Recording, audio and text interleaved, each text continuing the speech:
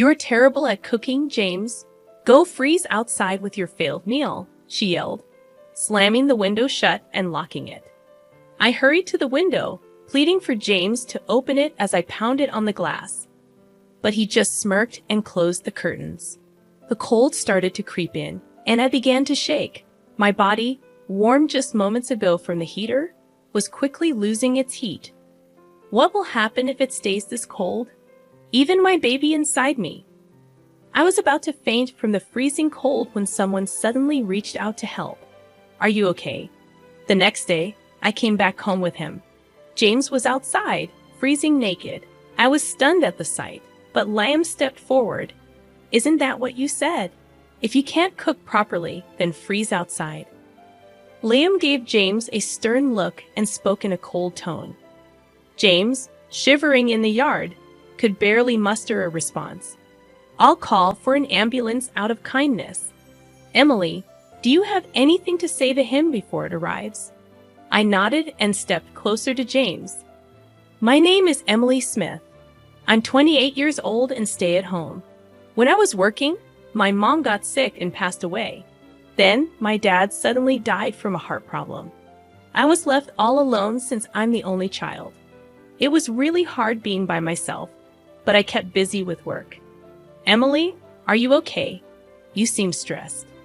During that tough time, my husband James was there for me. He comforted me when I felt sad and alone. Eventually, we fell in love and got married after dating for a few years. "We're so happy to have such a wonderful woman in our family," my in-laws said. "James, you've brought home a great lady." After our wedding, I moved in with James' family, and we all got along great. "Emily, I saw a new cafe near the train station on TV. Let's check it out sometime," James suggested. "Sure, I'd love to."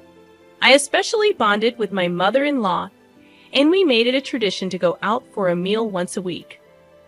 I also connected well with my father-in-law, who enjoys cooking, and we've cooked together in the kitchen a few times. "I'm happy you're getting along with my family, but what about my younger brother? He can be a bit of a handful," James asked. "Oh, he's fine. Liam, my brother-in-law, and I don't talk much because he works from home and stays in his room most of the time.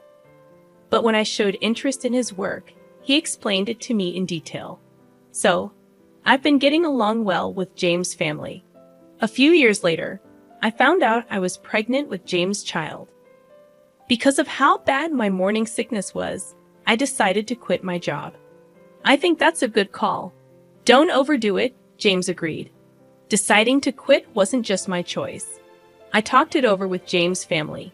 Both James and Liam make enough money for us to live comfortably. I also have savings, and with my father-in-law working and my mother-in-law having a part-time job, quitting my job won't cause any issues. "Wow, pregnant women have it easy. No work, no complaints," someone remarked. Lately, James has been complaining about me not working. But during our discussions about me quitting my job, James was actually the one who suggested it first. He said, "You're just freeloading without a job, acting all high and mighty." "Who's acting high and mighty?" "I'm the one who always cleans up after you," I retorted. I've always been competitive, so I wanted to prove James wrong. "If you had a problem, you should have spoken up during our discussions. You were the one who brought it up, right, James? Instead of complaining, focus on your own responsibilities." My parents-in-law agree with me and support my decision. James feels left out. He and Liam don't get along, so Liam never supports James. James looks down on me because I work from home. He doesn't listen to me and doesn't think I'm helpful. Liam whispered this, which is why he doesn't join our conversations. James doesn't like this, and when we're alone, he complains even more. Just because my family likes you doesn't mean you should act all high and mighty. I'm not acting that way. Everyone is just being reasonable. Even when it's just the two of us, I never used to lose arguments to James. But when the morning sickness started, I lost the energy to argue. Pregnancy isn't an illness. If you're not working, James thinks you're just lazy. I agree. Pregnancy isn't an illness. But Emily is putting in a lot of effort to nurture another life. That's hard work in itself, Liam acknowledged. Liam started helping out too. Whenever James complained to me, Liam would step in and tell his parents. While James got scolded by them, Liam took care of me. At this rate, it's hard to tell who the real father is, I joked, rubbing my belly. With my in-laws keeping an eye on things, I hoped James would eventually change. Until then, I kept trusting him. Oh, James isn't back yet? No, not yet. Suddenly, James started coming home late all the time. He claimed it was because of overtime, but I wasn't sure if that was true. Even on his days off, he'd say he was working late or got called in unexpectedly and wouldn't come home at all. I began to suspect James was cheating, and so did his parents. We tried to gather evidence together, but it was tough to catch him in the act. He always seemed to be at the office, and we couldn't find any evidence of him seeing another woman. Well, we can't really know what's going on inside the company, his parents said. I asked one of his coworkers, but she said everything seemed normal. Hey, Emily, take it easy, she told me. My morning sickness got so bad that I couldn't do any housework. But my father-in-law cooked, my mother-in-law helped with other chores, and Liam pitched in, so everything was okay. You should be ashamed of yourself. Lying around all day, not doing any housework, even though you're a homemaker? Why are you even here? James, who had seen his parents doing chores, woke me up one night just to say that. When I looked upset, Liam replied, "That's rich coming from someone who's not pulling his weight as a husband. Every time you challenge me, even though I'm the eldest. Well, you're not exactly the role model type of brother. You've always been a bit of a know-it-all," Liam retorted.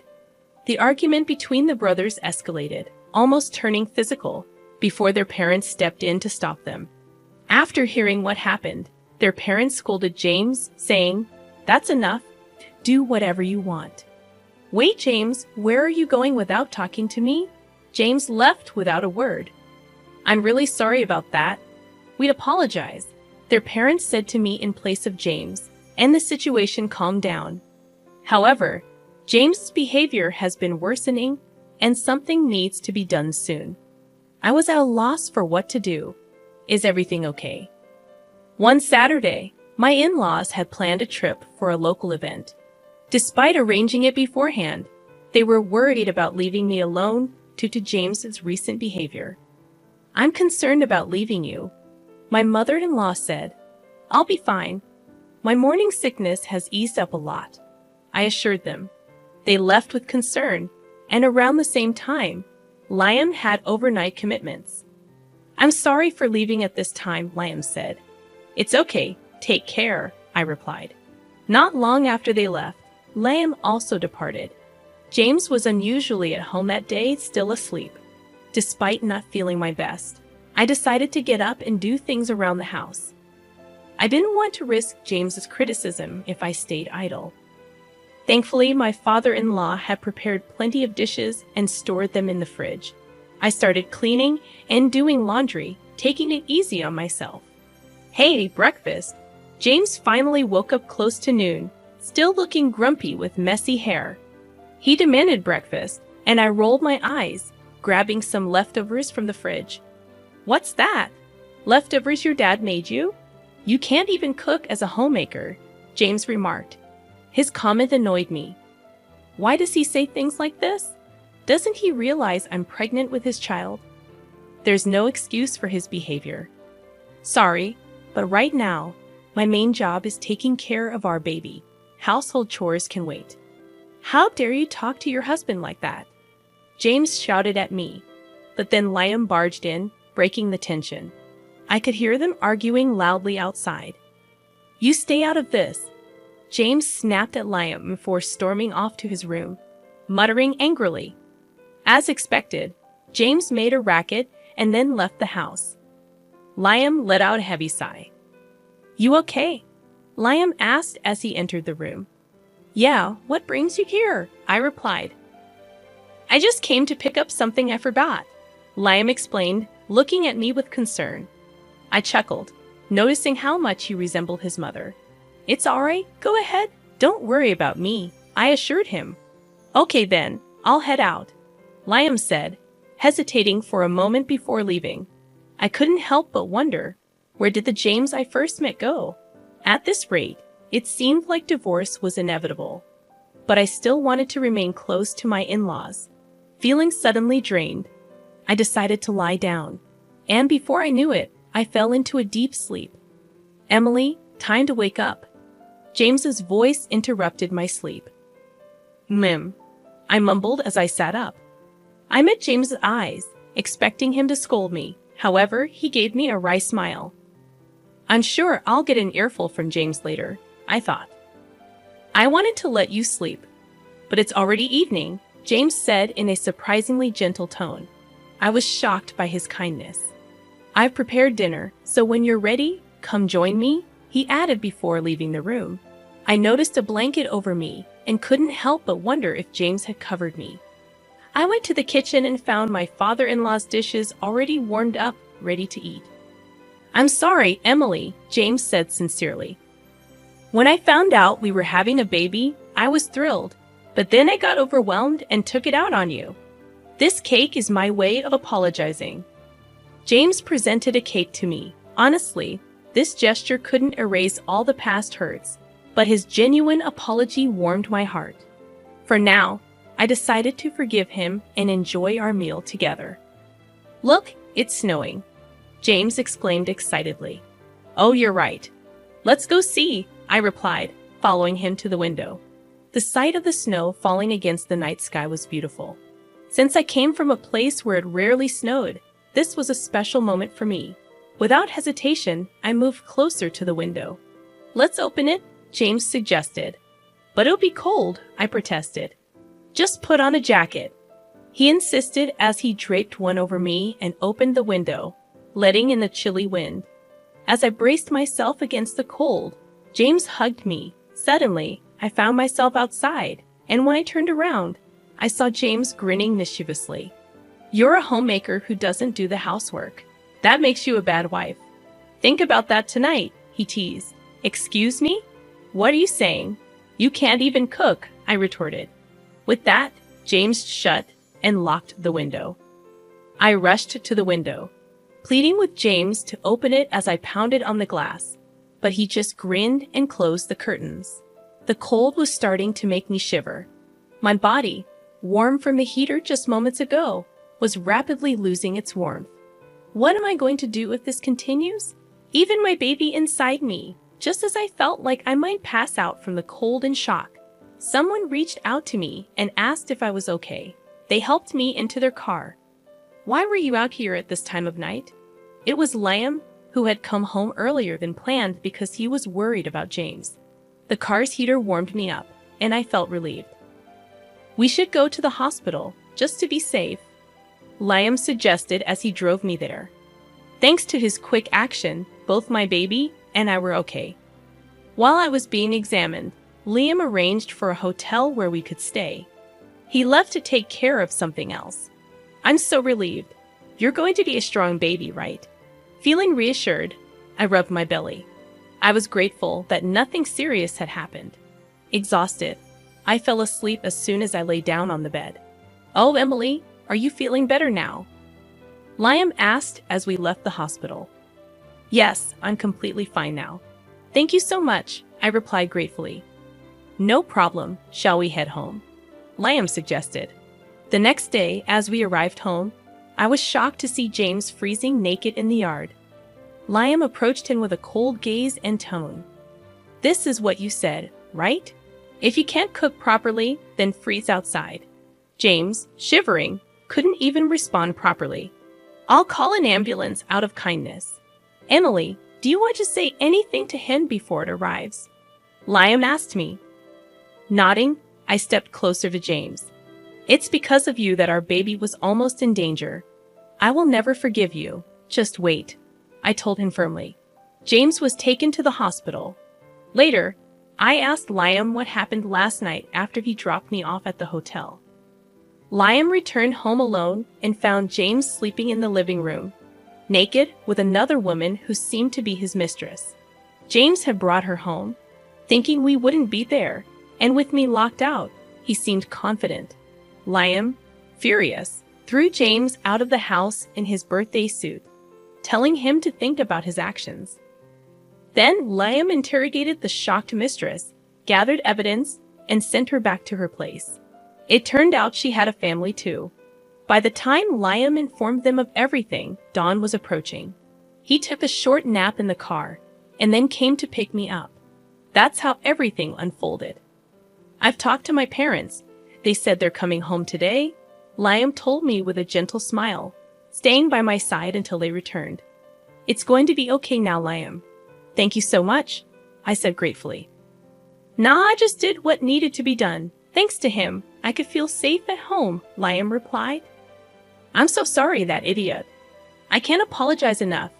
James immediately apologized upon their return and faced their wrath. James was forced to pay child support, and it was decided that he would be kicked out. I'm so sorry. It was just a mistake, Emily. I truly love only you, James pleaded, but I ignored him. I wish he'd stop treating me like a fool, I thought to myself. Suddenly, James became aggressive, raising his hand at me. Enough is enough, my damn son. Liam intervened, grabbing and twisting James's arm. With the help of my father-in-law, James was easily overpowered, and I felt relieved. I really just lost my mind for a moment. Emily, James said remorsefully as he was thrown out by the two men, while I was comforted by my mother-in-law. He was pathetic until the very end, I thought to myself. As for James, that's all I ever thought. By the way, Liam's pretty strong, isn't he? Considering what just happened and how he tossed a full-grown man outside, Emily remarked. Oh yeah, he used to do combat sports back in the day. I wouldn't recommend trying that move on just anyone though, Liam said with a smile.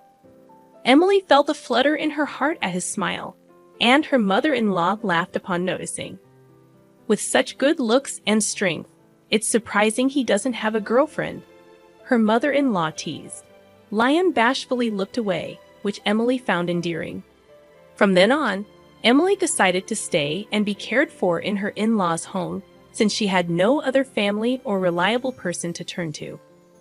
If you'd allow, I'd love to hold your baby, her mother-in-law said. Of course, anytime, Emily replied.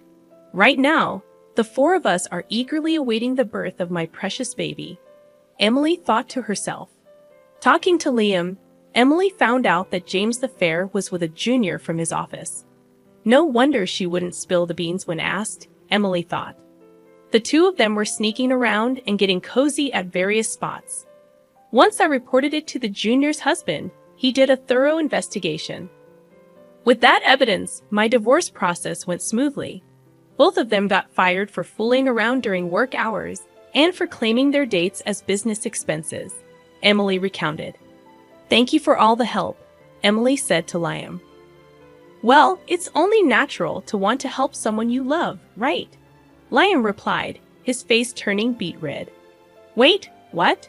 Emily was surprised, and both of them blushed. Then Emily found out that Liam had feelings for her for a long time.